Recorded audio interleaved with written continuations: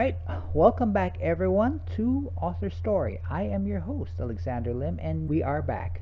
So, this episode's featured book, which you can check out by clicking on the Amazon link in the video description below, is And Then They Were Gone Teenagers of People's Temple from High School to Jonestown. The author, Judy Bebelaar, has taught English and creative writing for nearly 4 decades. She is also a poet and co hosts the Bay Area Writing Project. So, Judy, welcome to Author Story. Thank you very much for being with us. Thank you so much for inviting me. You're welcome. So, first off, a bit about yourself. As mentioned earlier, you taught English and creative writing for nearly 4 decades and are a poet and had your works published in several publications. So, I suppose it's safe to say you love writing. I do. Right. I So, wrote my first book of poetry when I was in third grade. wow. Okay. So, was that when you discovered, your love for writing? Well, I guess that teacher helped me along, and she's probably one of the reasons I became a teacher myself. Mm, But when I became a teacher, I discovered that creative writing, getting kids to write their own poetry, and I would publish it in little books and in a calendar, a multicultural calendar that got lots of awards and mhm, lots of people bought it and read it. And that made writing seem important to them because mm. literature was not only the voices of others, it was their own voices and their own Right. story. And it got them to want to write more and read more. So it was my best teacher strategy. And I Mm. invited lots of poets, young poets, famous poets, all kinds of poets, and other people too that had a passion for what they were doing in life to the classroom. So kids got a real taste of what a writer was like. Mm, okay. And when did you first realize that you could do this? I mean, this is something I can do. Well, I was scribbling on my own in my little notebooks, Okay. didn't ever try to publish anything.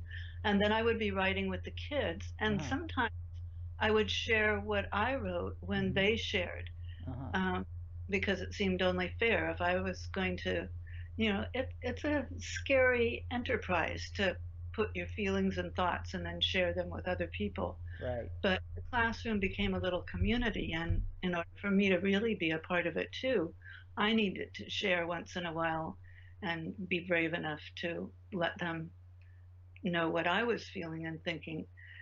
Um, so that was the beginning. And then I had a sabbatical and I decided I'm going to go get a master's in creative writing Hmm. on sabbatical. And I did. And that gave me a lot more confidence. Right. And so it's just been a gradual progress towards writing a little book and getting it published and sending Right. out things and realizing, oh, they like that one. They want to publish it. Right. Okay. All right. So I'd like to ask a question about you as a teacher. I mean, I know you've received recognition for the way you teach. Um, and a lot of your students have won awards at the national level. What is it about your teaching that, brings out, I would say, brings out the best in others, brings out their inner writer, so to speak? Well, it's always been the kids that Mm, actually won the awards mm-hmm. for being honest with their stories. And young people do have dreams and do have stories. And when they share them, realize other people have been through difficult times just as they have. Um, and so that's why the calendar project won a lot of awards because it Mm-hmm. was the kids, it was their stories, Mm, it was the quotes from famous people that they looked up. We always had a theme for the calendar that they helped choose, and people enjoyed hearing about what young people have to say. I had students from all over the world, from who had escaped from the war, from Vietnam, right. kids that were boat people, students who had been through horrible things in Cambodia, Mm-hmm. students who had come from South America, escaping terrible situations there. So they really had amazing stories. Mm-hmm. Uh, And maybe I helped them frame those stories a little Mm-hmm. better. It really was them. And it's the same thing with And Then They Were Gone. Right. Uh, I had never written nonfiction before, Right. uh, but Ron got the idea that Mm-hmm. it would be good to write a book about the kids we knew Mm. at Opportunity High School after we saw a play Mm-hmm. called The People's Temple, which had an apostrophe in the People's, which the official church name doesn't, Mm-hmm. because the play was about the people of the temple, not Jim Jones' temple. Mm-hmm. And Mm-hmm. why don't we try to do something like that for our kids? So that's the beginning of the book about 12 years ago Right. that we've been working on it, had been working on it hard uh, all that time. It kept changing as we discovered new things. But again, it's their stories and the stories we found out Mm-hmm. uh, about their lives in Jonestown and what went on behind closed temple doors. We didn't know a lot about the temple. Everybody in San Francisco, all the politicians, all the other ministers, everybody thought Jones was this wonderful person. Mm-hmm. His people really did do a lot of good works in the city, Mm. but we didn't know until the big New West article came out in the summer of 1977 about the terrible things that were happening Right. inside the church. Right. Okay. So let's get on to the topic. I mean, uh, this is essentially about the People's Temple, and you know, the most. I mean, like the most commonly referred to phrase with regards to these guys is, quote, drink the Kool-Aid, which is really doesn't do the victims justice. I mean, 918 people died in November 78, and a third of them were minors. And, however you look at it, this requires a great deal of manipulation conditioning. So, what was Jonestown all about? Well, first, I just have to say something about that phrase, don't Yes, drink the Kool-Aid, yes. which almost everybody knows, even young people who have never heard of Jonestown or People's Temple or what happened in Guyana. Um, but they don't know what it meant that the babies were killed first Mm-hmm. at Jesus' orders. Mm-hmm. And the people, by that time, they had been in a jungle prison camp, terrified of ha- having terrible punishments visited on them. Mm-hmm. If they were able to work, working really hard Mm-hmm. all day long, the food got worse and less and worse and less because Mm-hmm. he had way overcrowded the little community. Mm-hmm. People jammed into tiny cabins. The old people who we promised would be well taken care of were in a huge dormitory on bunk beds, Mm-hmm. practically side by side. Mm-hmm. So it was a pretty terrible condition to be in. Right. Only one doctor who wasn't really a doctor, so people were sick a lot. Right. And he had pulled them into this by showing slides in the church of beautiful Guyana, and it is a beautiful place, Mm-hmm.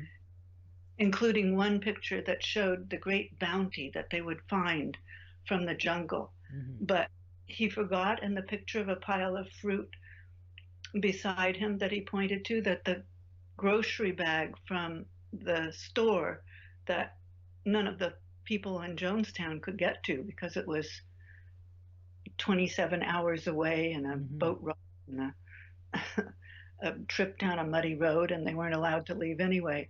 Right. So he really tricked people into going.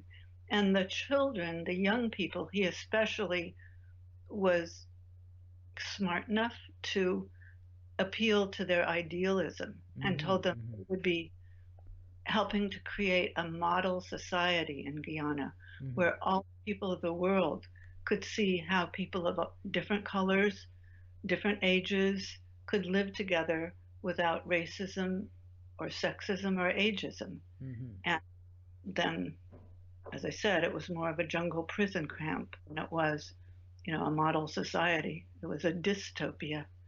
Right. Okay. And I mean, this is, uh, I don't quite know how to put this because I mean, this requires a great deal of organization and, well, like I said earlier, manipulation on the part of Jones. I mean, to pull these people in and put them in this place.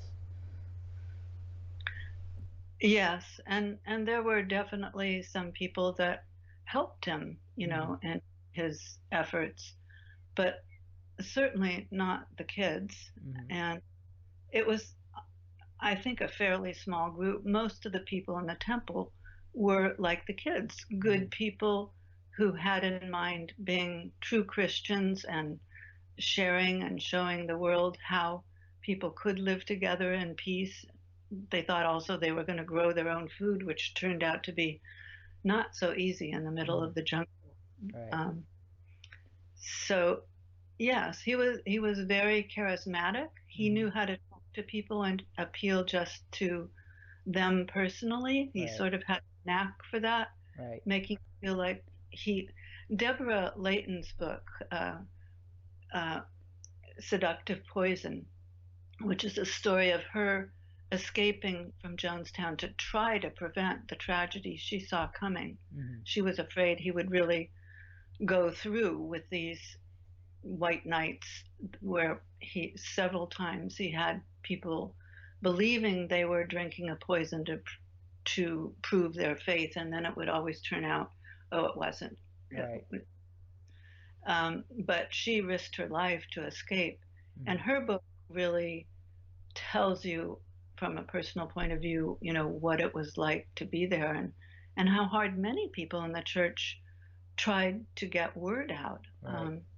There was a group of people called the Concerned Relatives Mm-hmm. who strongly believed that the people they loved were being held there without their permission. Right. And that's finally when Congressman Ryan was convinced by them and a friend of his who had grandchildren there to gather together some journalists and some of the concerned relatives and go there. Right. Right.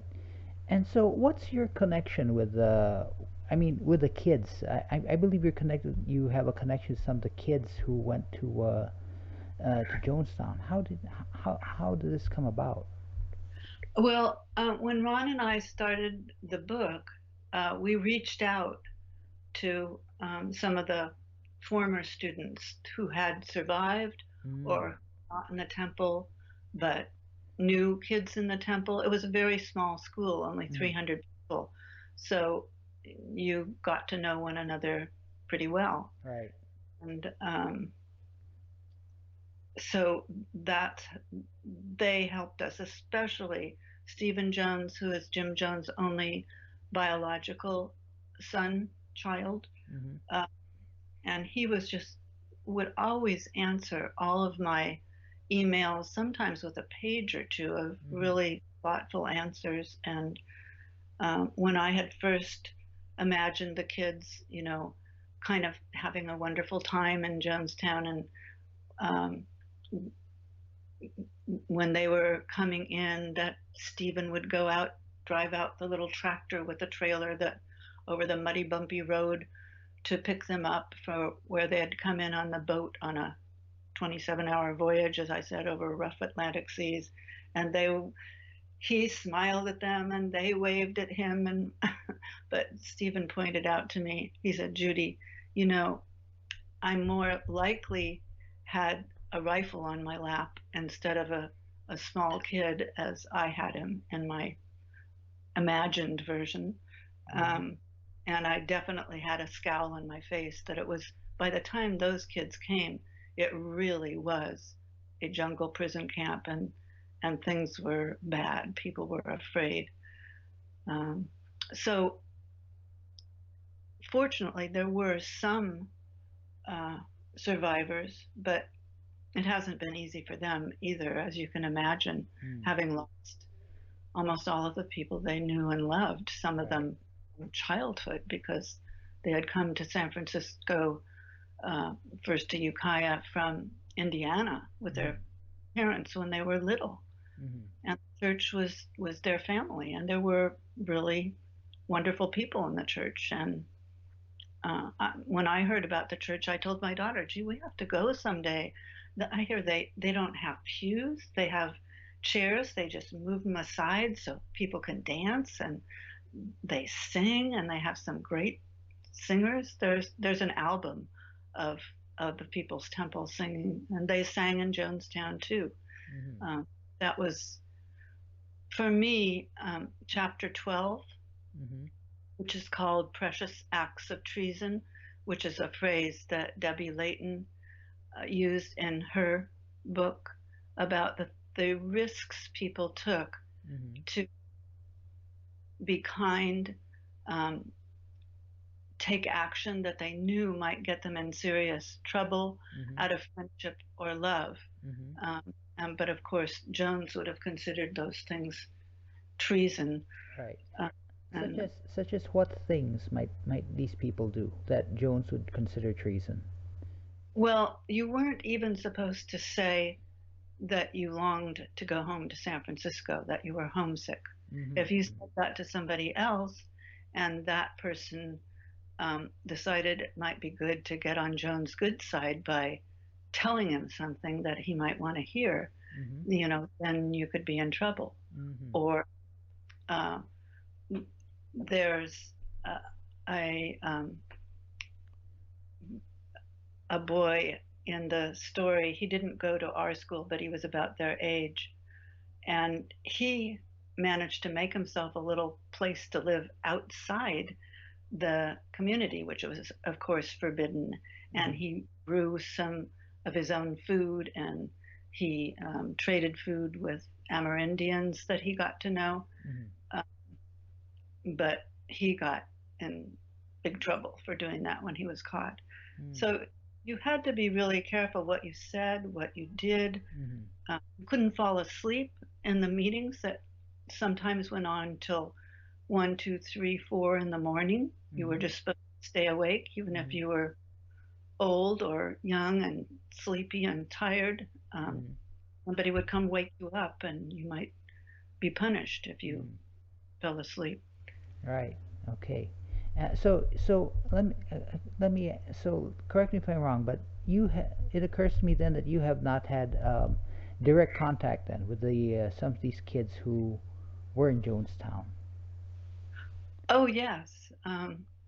One of them came to the book launch. I've talked to them on the phone. I've um, exchanged emails with them.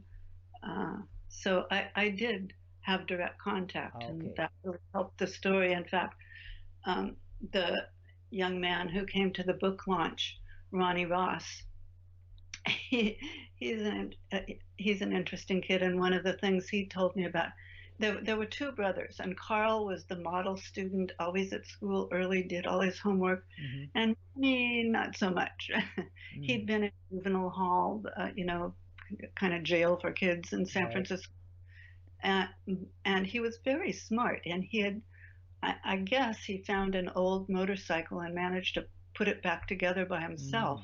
Mm. Nice. And uh, one of the things he did that caused the Temple kids to break the rules was to offer them rides on his Mm-hmm. motorcycle. Right. And we didn't know, the teachers didn't know, but the kids knew they weren't supposed to have anything to do Mm-hmm. except just to be in the same classes with them and participate Right. with the Temple kids that had already been in Opportunity before they came. Right. But they resist when Mm-hmm. Ronnie asked them for a ride, if they wanted to ride. And his brother, Carl, he fell in love with one of the Temple girls, Mm-hmm. and he too. And that was definitely forbidden. And there were a couple of these, I call them Romeo and Juliet couples, who would meet in the art room Mm-hmm. when there were any classes there. And that's how they met without Mm-hmm. anybody knowing, because they could have gotten in trouble too Right. in the church if somebody found out about that. Right. Okay. So about the book then, what made you decide to write this? Well, it was that play, because at first it was just hard to know what to do Mm-hmm. with this. huge feeling of loss and grief. I mean, Mhm. teachers do have maybe one or two students die in their career, maybe even more Mhm. if they've lots of kids, but not so many of them all at once. And at first it was like without explanation. Why would all those people die like that? What Mhm. happened? They're young people. Mhm. And I'm sure some of the young people did fight back. Right. There is a tape. Uh, Jones was very fond of taping his own speeches, and there's one that you can find.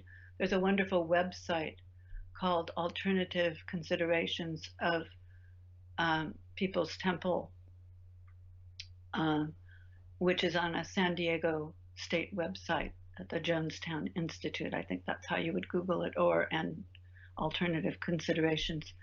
Um, but you can listen to the tape of that last night, but you don't get the whole story from it Mhm. because 32 times Jones put his finger on the off button of the recorder. Mhm. So that's probably when people were screaming or protesting uh, or suffering as they died. You don't hear that part. Mhm. And one of them, no doubt, was Jones's own wife, Marceline, Mhm. because her passion was that the little kids were well taken care of in Jonestown, and they did have a really lovely nursery with books and very nicely fitted out because of her. Mhm. And she would not have stood by, Stephen says, and from what I know of her from reading about her, I believe that too, as the babies were having cyanide shot down Mhm. their throats. Mhm. Right. Um, Yeah. So I just want to be clear then. You taught some of these kids then. You've had. I mean, yeah. I mean, you taught them directly, right? right, yeah. Okay. And All right. all Okay. of us in school came to know and to really admire them. Right. Right. And because they were in my creative writing class, Mm. I, a lot of their writing is in the book. And then Mhm. Ron was the journalism teacher, so some of them wrote things for the paper, and that's in the book too. So their actual words are really in the book. Mm. Hopefully, when you meet them and through the descriptions and dialogue, you can get a sense of what great kids they were. Right. Okay. Okay. Okay then.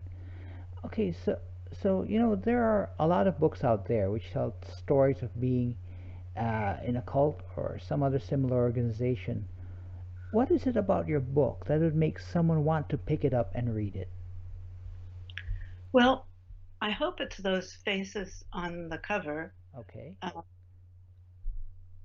and I think now it's a little bit like it took a long time for people to want to know more and see movies about and read books about the war in Vietnam, Mm-hmm. maybe 30 years. And with Jonestown, it was the 40th anniversary, Mm-hmm. which was by happenstance and thanks to my publisher, Janie Dresser of Sugartown Publishing. That's exactly when the book came out, but we didn't know at the time. It came out Mm. that spring. Right. Nobody knew that that 40th anniversary November was going to be the big one with articles and radio shows and a couple of new documentaries. There had been many before, but people just seem to want to learn about it. And I Mm. find when I talk to young people and when they don't know anything about Jonestown or Jim Jones or People's Temple, I ask them, have they heard that phrase Mm-hmm. about Lead? And they all say, oh, yes. Mm-hmm. And then I explain to them what it's really about and Mm-hmm. why they don't ever want to say that Mm-hmm. because it's really a cruel phrase. Um, they are really interested and they want to know more. And Right. so the young woman in the little stationery store where I went to get some more supplies, wanted to buy it, she did. All right. And a couple of them I've given away to people like that just because I was so touched by their interest and wanting to find out more. Okay, okay. Okay, so Judy, let's say you came across someone who, who might be involved in a cult or might know someone who's involved in something like that. Not necessarily a cult, but an organization that kind of controls its people. And you had only enough time to tell that person one thing about, what they're getting into or what the people they know are getting into. What would be that one thing you'd tell them? Well, I think I would try to do what Stephen Jones does, who goes out and talks to university classes. Mm. Um, he's very interested in other young people and helping them not get caught up in something like that. And he tells them about the great power of peer pressure. Mm. How even he sometimes in church would be thinking, well, this doesn't seem to be a great thing that's going on here. But look, all these people around me, they don't seem to see anything wrong, and they're not saying anything about it. Maybe it's me. Right. But you have to trust your own perceptions. Mm. So I think it's I think it's possible to be a mentor, even if it's only a sentence that you say to somebody, and try to help them look at it in a different way. Mm. There's a story about one of our students, Linda Myrtle, who ran away from the church when somebody committed one of those precious acts of treason here in this country. And a woman in the church told Linda that Jones had planned to send to her to Jonestown as soon as she turned 18. Mm. Her parents had been among the defectors. Mm. And so she decided to run away from the church again with great fear and trepidation, but she called her mom, her real mom, it was her mother, her stepmother and father who were part of the temple, and said, I don't know if you remember me, I'm Linda, your daughter, and I'd like to come live with you. So her mother drove. Linda ran out of the place where she lived, met her mother in secret, and she survived. Mm. But when she had been going not to our school, but Washington, a school where the Temple kids had been before Jones decided to send them all to Opportunity, Maya Angelou, the famous poet and writer, had come to one of her classes there. And when she saw Linda, she pulled her aside after class and said, Linda, whatever you're into, it's not good for you. You Mm. should get it. Mm. Because Linda had bruises and looked exhausted, and uh, she sensed that Linda was caught up in something she shouldn't be caught up in, and maybe that helped Linda run away too. Right. Right. Okay. All right. Okay, so Judy, in the last minute or so of this interview, are there any last words of wisdom you'd like to share, maybe to inspire listeners? Well, I'd like to read you a little bit of the foreword, which is by Herb Cole. Mm-hmm. Teachers know who he is. He wrote a book called 36 Children back in the 60s, which just became a huge bestseller, and especially among teachers. And he was one of the founders of the alternative school movement. A Mm-hmm. group of us teachers had started Opportunity One and then Opportunity Two, inspired by people like Herb, who is now my good friend. And what he said is what we hope the book does, and I think explains why stories about sad things need to be told. And I think it's even sometimes more, especially in cases of tragedies, Mm-hmm. that there's some spark of hope in the middle of it, something that all of us humans can learn from. And that's why I say chapter 12 is the heart of the book to me. But this is what Herb said. This book is an antidote to that forgetfulness that people often want to have about situations like this. Oh, I don't want to think about that. By putting a face and giving voice to some of the victims, it teaches us how not to forget, but instead to bear witness to these interrupted lives and to honor them, and by doing so, to honor other victims of human aberrations and crimes.